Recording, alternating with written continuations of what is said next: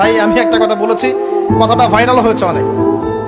মানুষ মানুষের অবস্থানকেই ভালোবাসে, মানুষ কখনোই মানুষের অন্তঃসত্ত্বাকে ভালোবাসে না। অবস্থান আপনার ভালো, আপনার পিছনে মানুষের অভাব থাকবে না। আজকে আপনার ক্ষমতা আছে, পাওয়ার আছে, খ্যাতি আছে, ইত্যাদি আছে, মানুষ দেখবেন পিছনে ঘুরঘুর করছে, ঘুরঘুর করছে, এবং এরা কিন্তু সবাই সবার স্বার্থেই ঘুরঘুর করছে। এর বাইরে আল্লাহ পাক কিছু মানুষের মনে আল্লাহর পক্ষ থেকে মহব্বত দেন, এটা আলাদা বিষয়। আপনি মানুষকে সন্তুষ্ট করতে পারবেন না। পরিবার, বাবা মা, ছেলে মেয়ে, বউ বাচ্চা, কাউকে সন্তুষ্ট করতে পারবেন না। 100% আপনি কাউকে সন্তুষ্ট করতে পারবেন না। সারা জীবন করে যাবেন, আপনার বিরুদ্ধে অভিযোগ থেকেই যাবে। শুধু আল্লাহ রাব্বুল আলামিন অপেক্ষা করে বসে আছেন, আপনি কখন তওবা করে তার দিকে ফিরে আসবেন। দিন আল্লাহ পাক আপনাকে মাফ করে দিবেন ইনশাআল্লাহ।